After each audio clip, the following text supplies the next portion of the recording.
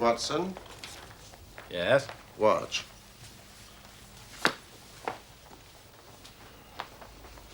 The chemical reaction you are about to witness will solve the mystery concerning the persecution of Mr. John Vincent Harding.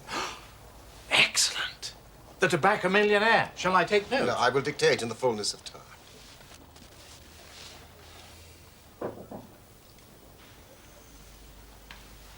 There's a young lady wishes to see you, Mr. Holmes. This is not a convenient moment.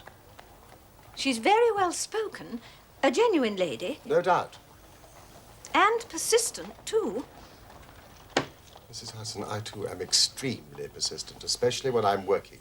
It is a matter of great urgency, Mr. Holmes, or I would not be troubling you on a Saturday evening. Well, perhaps you could delay your chemical reaction, Holmes. Very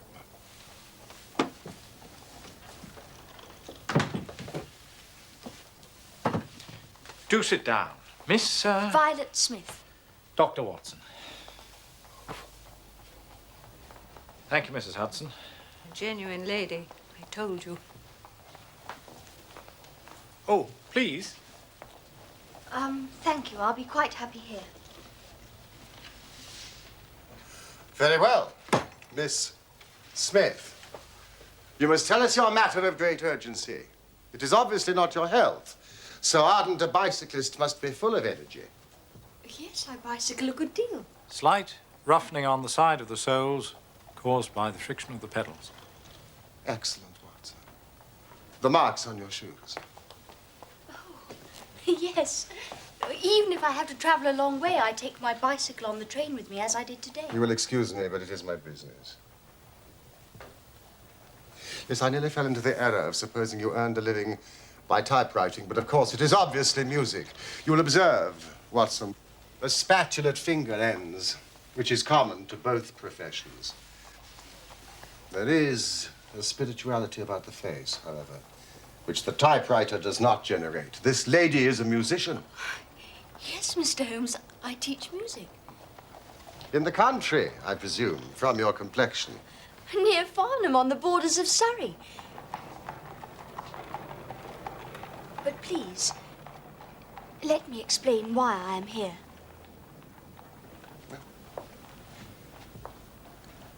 I am an only child, and my father died some years ago. His name and profession?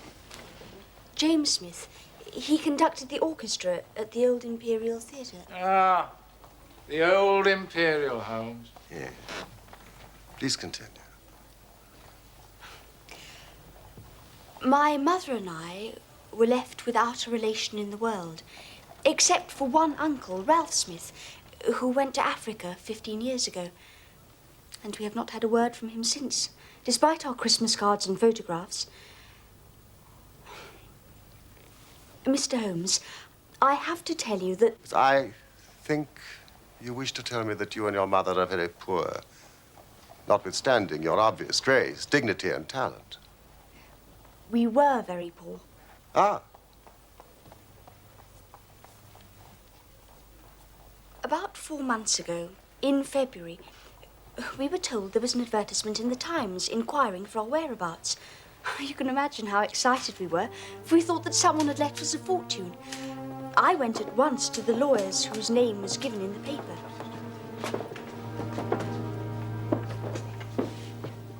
Now, this is Miss Violet Smith. The solicitor introduced me to 2 men, a Mr. Carruthers and a Mr. Woodley. They were on a visit from South Africa.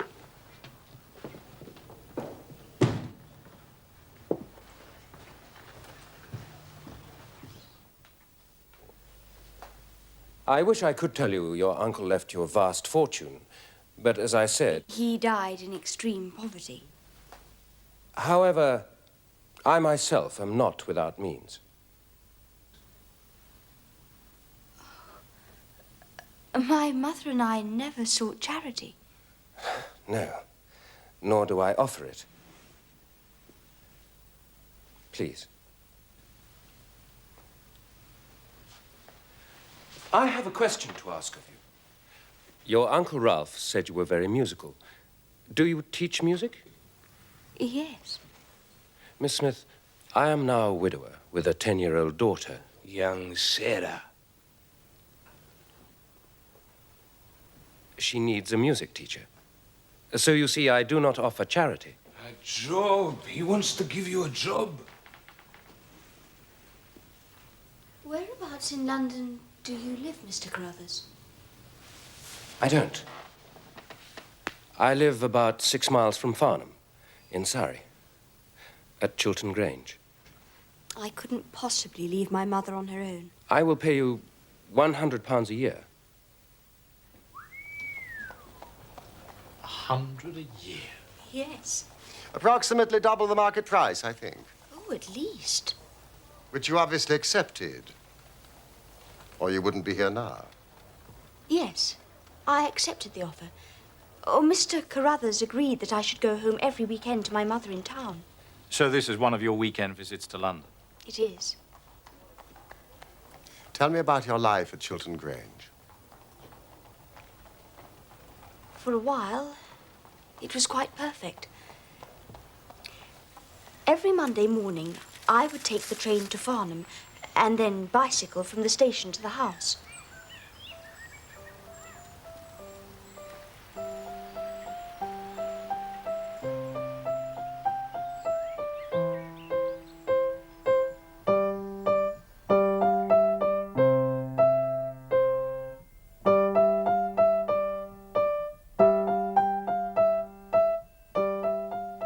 The little girl's name was Sarah, and she was delightful, as well as being a very good pupil. That was very much better, Sarah. May I try it again? Of course. That's why we're here. Mr. Carruthers was appreciative of my work and an extremely kind and considerate host. It sounds idyllic. It was. What happened to spoil it? A visitor. Mr. Woodley. However did you guess, Mr. Holmes? Miss Smith. I never guess. Tell me about his visit. He arrived and was to stay for a week. But to me it seemed like 3 months. Oh, that odious red moustache.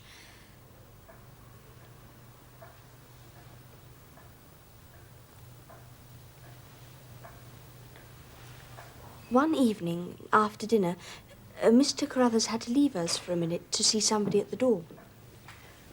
A gentleman to see you, sir.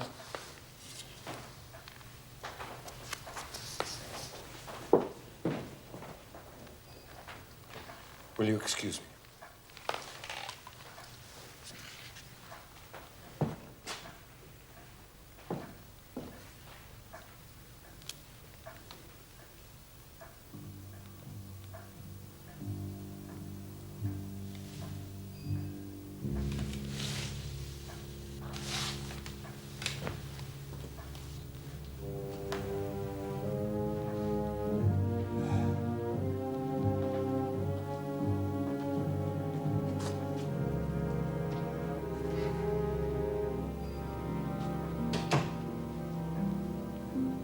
That's better.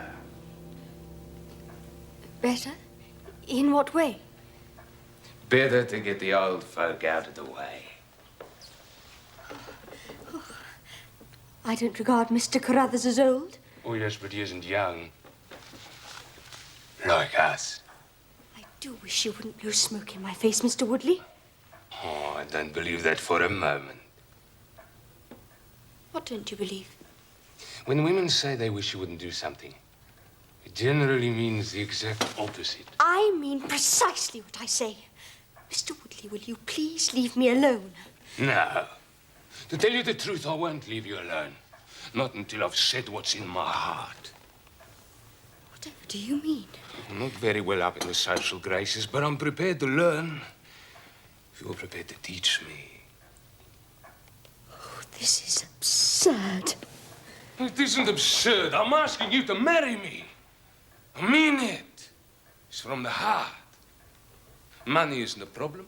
I did very well out in South Africa. Whatever you're accustomed to, I can give you better. Better than you're accustomed to. Jewelry, diamonds. You want diamonds? Oh, I can give you diamonds. I don't want diamonds. Oh, you think about it. I won't rush you. I've thought about it. And the idea is ludicrous. Well, you can't blame me for trying. You're very beautiful. Listen, just to show that I know hard feelings. What about a little kiss to be going on with, hmm?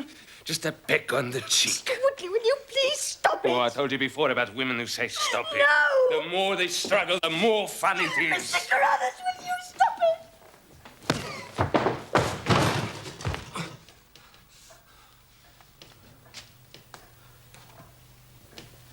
Get out of this house! All right. I'm going. I'm not interested in old men. In old maids.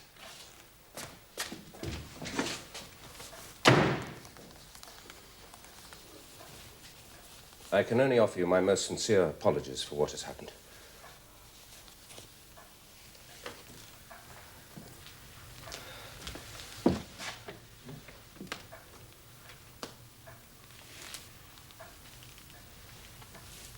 If I give you my assurance that it will not happen again, for my daughter's sake, will you stay? Yes. I will stay. Thank you, Violet.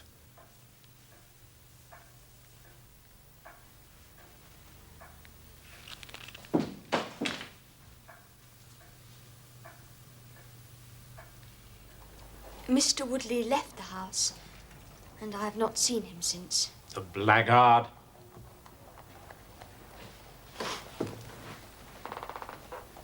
Has there been any change in the behavior of Mr. Carruthers? No. He continues to be polite and considerate and courteous. Now, Miss Smith, please continue. Yes. There is something else. Oh, it may be a mere fancy of mine, but it seems to me that Mr. Carruthers shows a great deal of interest in me. Oh, he has never said anything. He is a perfect gentleman. But a girl always knows. So I believe. And I assume that these feelings that you sense from Mr. Carruthers are not reciprocated? He is a kind and generous employer, but I am already engaged. Oh, the name of this very fortunate young man is? Cyril Morton. He's an electrical engineer with the Midland Electric Company in Coventry. We're to be married at the end of the summer. We wish you joy. Thank you. Yet I am puzzled as to why you have chosen to consult me. It is an intriguing story, to be sure. But I sense you are frightened and do not understand why. You seem well capable of protecting yourself. Please. Help me, Mr. Holmes. What is it? I am being followed. Followed? By whom?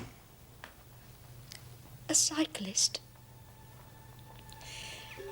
Every Saturday morning, I bicycle from the house to Farnham Station to catch the 12:22 to town. There is one very quiet and lonely stretch of road that lies between Charlington Heath on the one hand and the woods of Charlington Hall on the other. 2 weeks ago today, I was passing this place when I chanced to look back and saw a man, also on a bicycle. The following Monday, when I returned, he was there again. I see. And again last Saturday. And again last Monday. Have you mentioned this to your employer? Yes. Mr. Carruthers was very concerned and has ordered a horse and trap so that in future I should not travel unaccompanied. But they've not yet arrived. And this morning? He was following me again.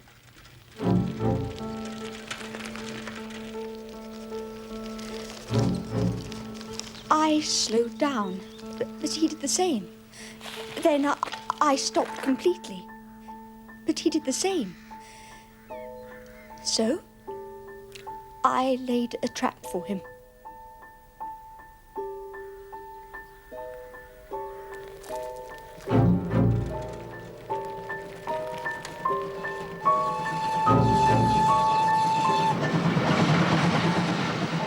There is a sharp turning of the road, and I pedalled very quickly towards this and then stopped and waited.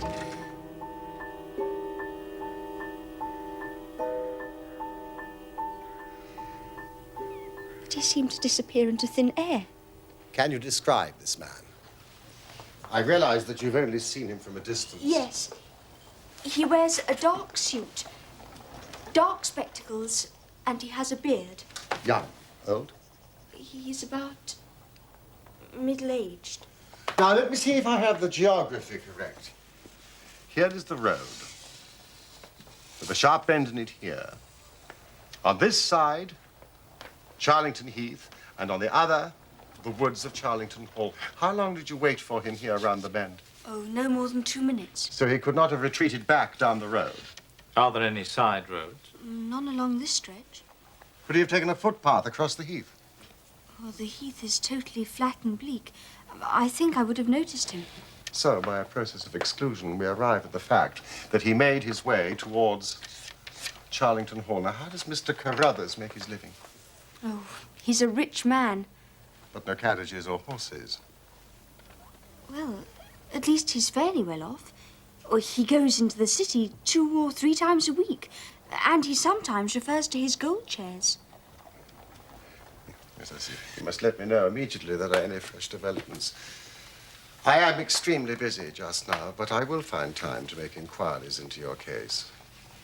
Thank you, Mr. Holmes. In the meantime, take no step without letting me know.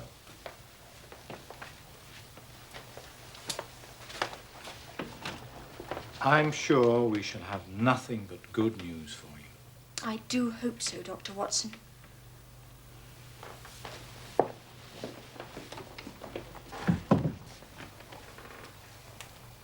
Very lovely girl.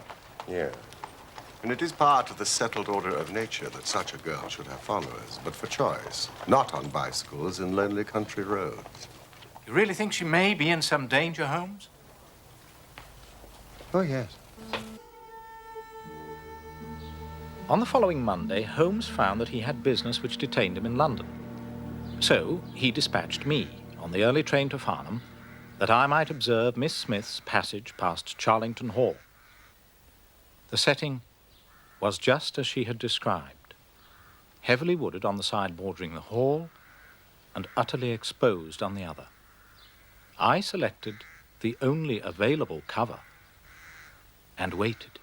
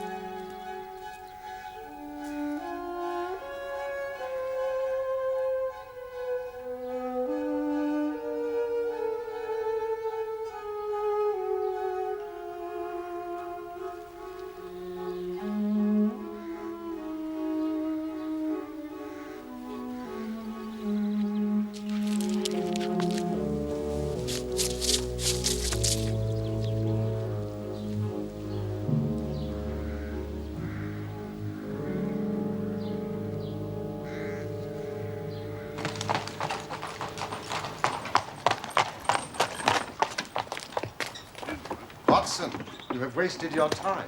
I thought I did rather well. No, your hiding place was ill-chosen. You should have been in the bracken on the other side of the road. In that way, you would have had a close view of this fascinating, solitary cyclist. Thank you. As it is, you are 100 yards away and can tell me even less than Miss Smith reported to us last Saturday. You describe him as bending low over the handlebar? Yes, quite low. Yes, that's concealment again, which in your case worked perfectly. Oh, no, you really have done remarkably badly. He goes back to the Hall, and you come all the way back to London to call on a house agent. Well, I found the information I was seeking. You found the name Williamson, which conveys nothing to my mind. Well, we know he's elderly and respectable. And therefore unlikely to be the energetic cyclist that sprints away from that athletic young girl. Well, what should I have done? Gone to the nearest public house. That is the center of country gossip. They would have given you every name from the master to the scullery maid. Instead of which you give me Williamson. Good afternoon, I wonder.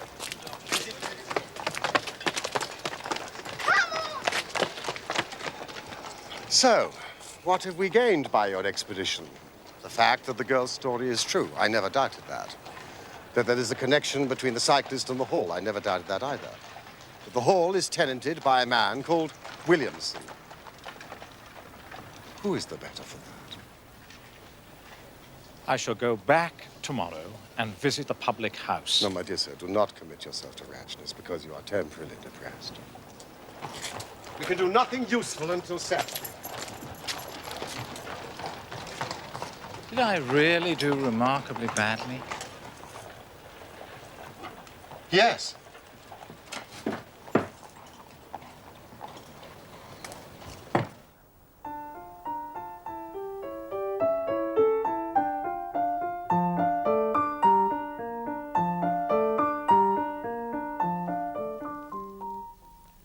Very beautiful. Thank you, Mr. Crothers. It is a new piece. I need to practice it more. No, I don't mean the music.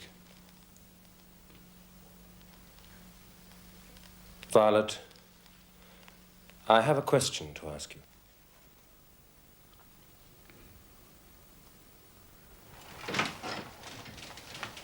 Morning, Holmes. A letter from Miss Violet Smith. Now, Carruthers has proposed marriage to her. Carruthers? Gentlemen are permitted to propose marriage, Watson. And of course, he wouldn't know about Cyril. You going to Farnham? I want to test one or two theories which I've formed. Shall I come with you? No, that will be neither useful nor necessary. Try the nearest public house. Always a good centre for country gossip. Thank you, Watson. Capital notion.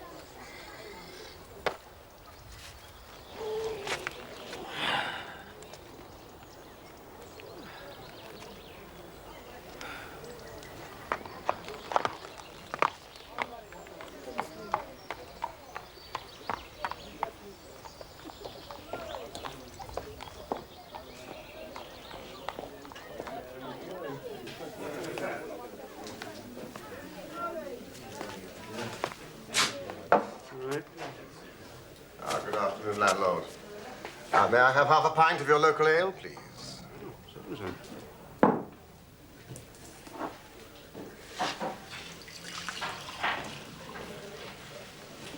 Here we are. Thank you. You may keep the change. Well, it's most generous of you, sir, but I couldn't. I haven't done anything to warrant such generosity. I'm about to give you the opportunity. I need some information. Oh, I'm not one for idle gossip, sir. Neither am I. I prefer facts. Tell me about the people at Charlington Hall. Well, you mean Mr. Williamson, sir? Yes. Well, you He was in here not more than 5 minutes ago. You dismissed him. Tell me about Mr. Williamson. I mean, he's an elderly, respectable gentleman. Oh, he's elderly, no doubt. Far be it from me to speak ill of people behind their backs, but I'm none too sure about respectable. Really? He's an ex-clergyman, I reckon. Ex? Apparently. He was struck off. Or whatever it is happens to clergymen. That's doctors, isn't it? Struck off. Tell me about the other people up at the house. Well, they're just domestic staff, and they're all local, from God-fearing. Of course. But he do have folk up there at weekends. Weekends? Yes, sir. Weekends. Ah, well, what sort of folk? Oh, they're a warm lot. Warm? Yeah. The sort you don't want to get too near for fear of getting burnt, like. That's good. Oh, well, you may think it's good, sir. But it don't go down well in the village, I can tell you. And there's one fella in particular.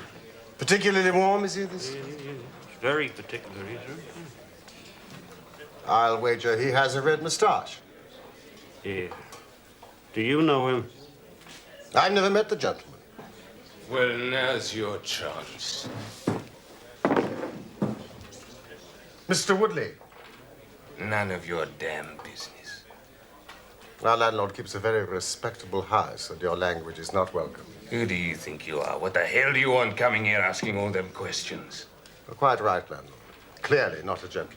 Oh, I'm as much a gentleman as you are.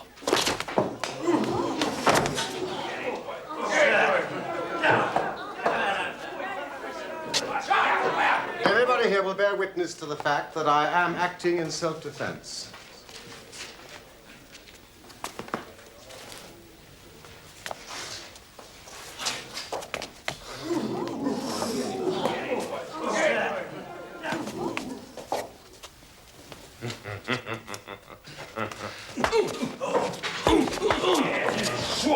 No, sir. A gentleman. Only a ruffian deals the blow with the back of the hand. A gentleman uses the straight left. And I said I'm a gentleman.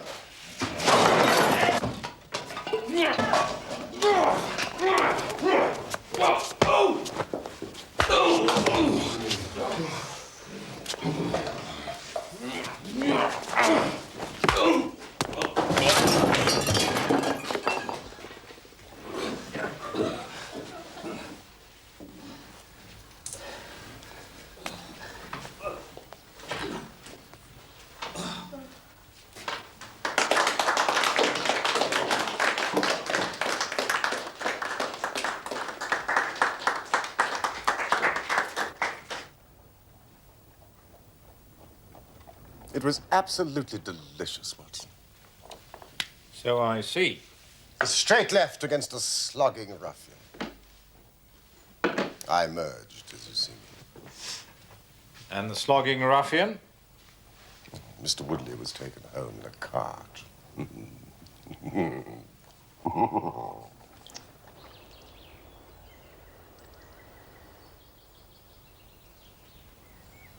There's that horrible man again.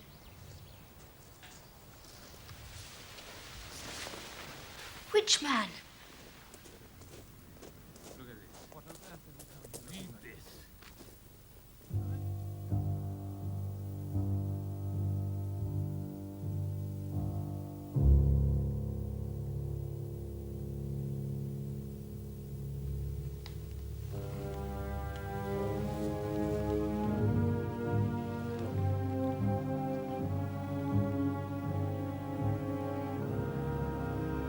I thought I saw Mr. Woodley in the garden today. You did. He's staying in the area. But do not worry. I have told him quite firmly he's not to set foot inside the house. Dear Mr. Holmes, you will not be surprised to learn that I will be leaving Mr. Carruthers' employment on Saturday. The odious Mr. Woodley has reappeared at Chiltern Grange. Ah, but at least you won't be bicycling to the station. So finally, the rich Mr. Carruthers has acquired a horse and trap. Yes. Look here. All my troubles will be over on Saturday. Tomorrow, Holmes. All our troubles will be over. Why do I worry about that word? Which word? Trap.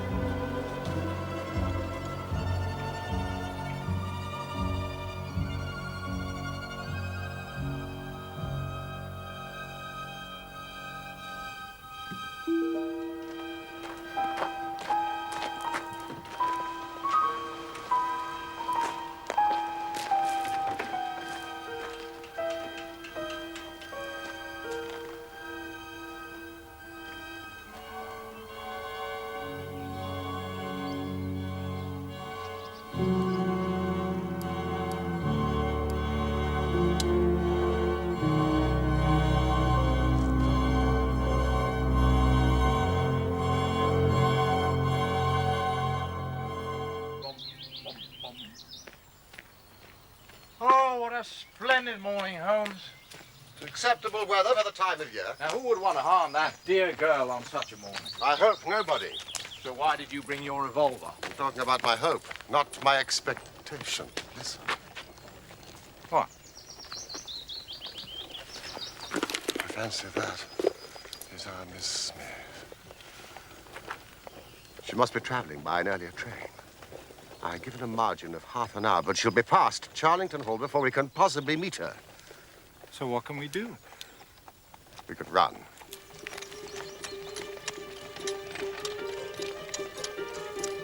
Fool! I should have allowed for that earlier train!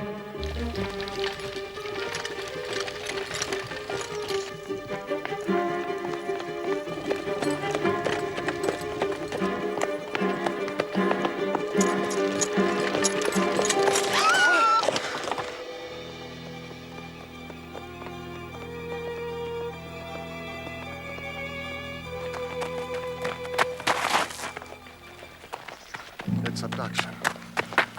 Watson, it's abduction, murder, heaven knows what. Stop that horse.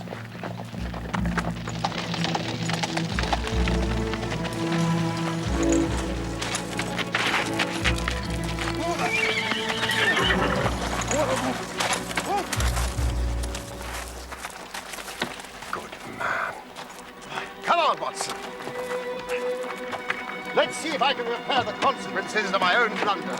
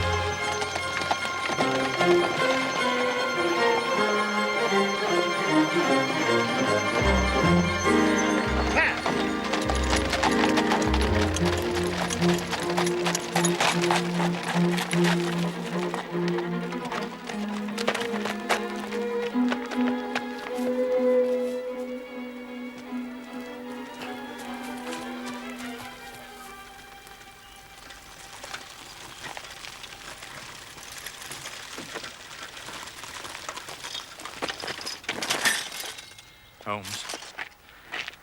Where did you get that cart? Where is Miss Violet Smith? That's what I'm asking you. You were in her cart. It was on the road. There was no one in it. Somebody seems to have gone through this way.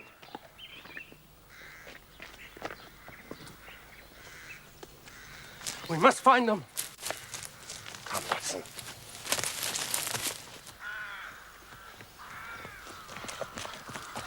Look! Do you know who this is? That's Peter, the groom. He was taking her to the station. He's alive. Pulse is strong. Mustn't be left lying there too long. Let him lie. We can't do him any good, but we might save her from the worst fate that can befall a woman. Where are you going? The house. They didn't go to the house. They went this way to the left. Are you sure? The cowardly dogs! too late! Watson! Too late by the living jingo!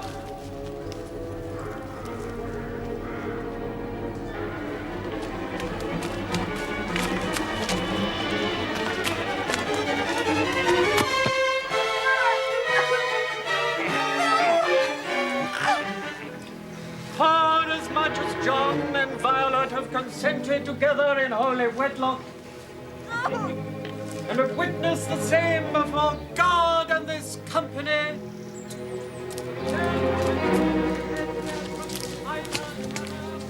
and have declared the same by the giving and receiving of a ring and the joining of hands, I pronounce that they be man and wife together. Congratulations. Thanks, old man. I'm married. Welcome to the party, gentlemen. Let me introduce you to Mrs. Woodley. Don't, Carruthers. Carruthers?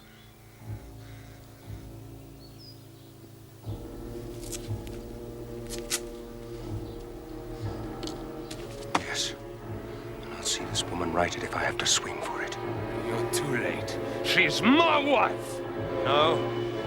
She's your widow. I told you what I'd do if you molested her. By the Lord, I'm a man of my word. When you hired me, nobody told me there'd be any of this damn nonsense. Drop that pistol. Watson, pick it up. Give me that revolver. We'll have no more violence. Who are you to be giving these orders? Sherlock Holmes. Good Lord. Here, you. Sir? Are you well enough to drive into Farnham? Yes, sir. I reckon I am. Then give this note to the superintendent of the police station. In the meantime, I must detain you all under my own personal custody.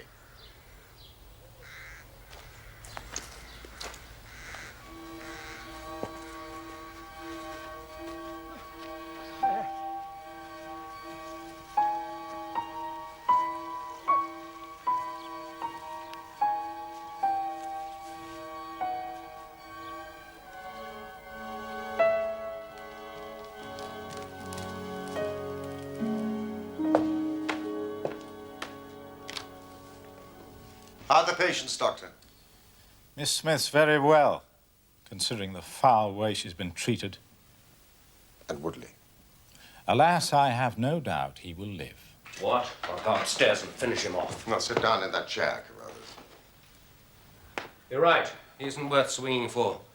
But you told me that girl is to be tied to Roaring Jack Woodley for life? You needn't concern yourself about that. I married them till death do them part. Under no circumstances can she be considered his wife. Are you sure? For two very good reasons. In the first place, we're very safe in questioning Mr. Williamson's right to solemnize the marriage. I have been ordained. And unfrocked. Once a clergyman, always a clergyman. I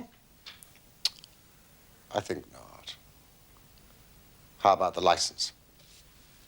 Oh, we had a license. I have it here. Undoubtedly obtained by a trick. But in any case, a forced marriage is no marriage. Indeed, it is a very serious felony, as you will discover. Now, while we are waiting for the police, Mr. Carruthers, you might tell me your story. If you squeal on us, Bob Carruthers, I'll serve you as you served Jack Woodley. There's no need for you to get overexcited. The case is clear enough.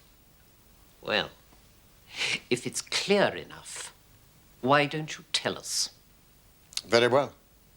Mr. Carruthers will have to fill in a few details for my private curiosity, but I am happy to do the talking. In the first place, the three of you came across from South Africa. Wrong. I've never even been in South Africa. It's true. Woodley acquired this creature after our return. Very well. You and Woodley had known Ralph Smith in South Africa. You had reason to believe that he would not live long. And you found out that his niece would inherit his fortune. How's that? But you told the girl her uncle died in poverty. Whereas he was still alive, admittedly only just. And a wealthy man, who I suspect had made no will. Ralph Smith could neither read nor write.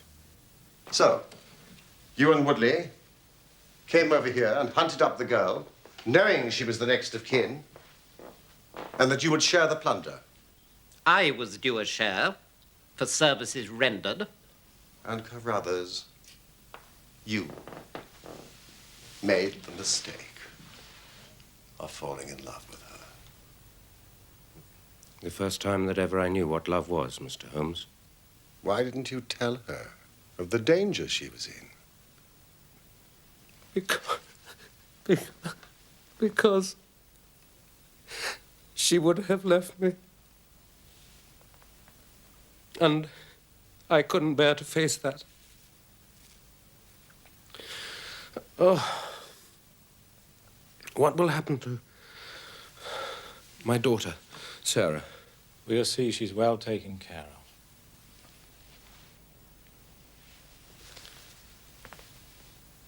You see, even if she couldn't love me, it meant a great deal to see her about the house and hear the sound of her voice. You may call it love, Mr. Carruthers. I should call it selfishness. Maybe the two things go together. But I tried to protect her. I never once let her go past this house where I knew those rascals were lurking without following her on my bicycle to see she came to no harm.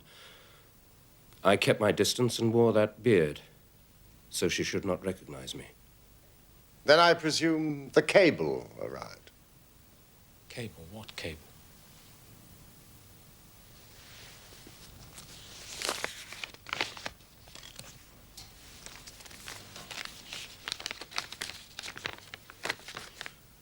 The old man is dead. What old man? I imagine Ralph Smith in South Africa. Yes. But by this time, you and Woodley had quarreled and he had left the house. Woodley came back again to ask me to stick to the bargain. I refused. I said I would have nothing to do with violence. One last detail.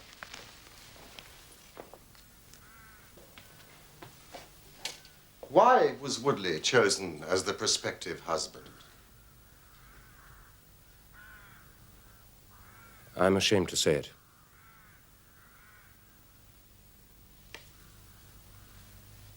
We played cards for her.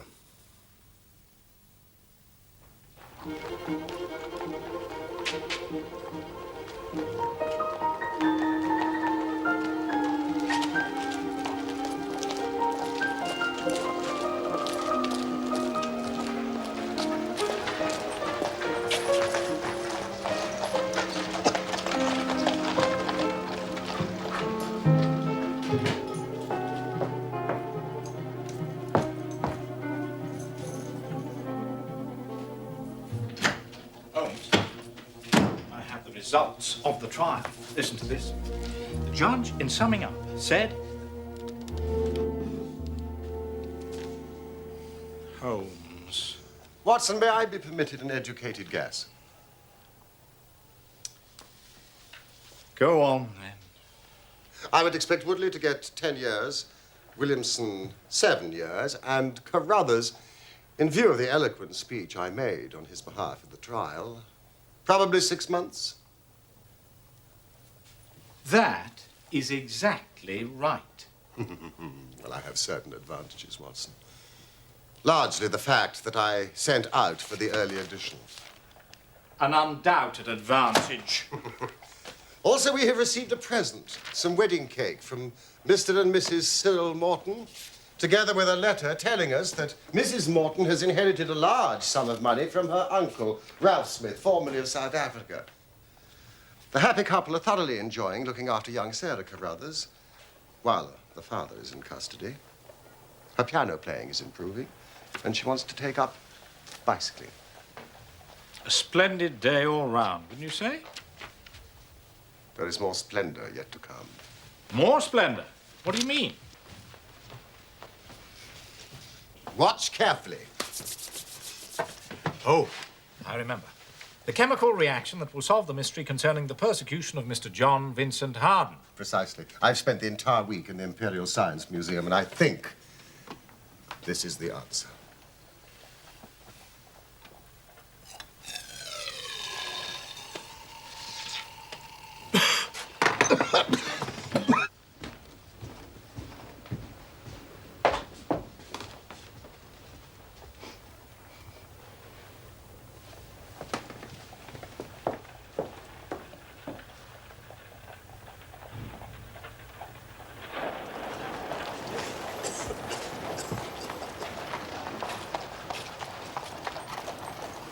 Is that the answer, Holmes? Yes, that is the answer, boss. Oh, then explain.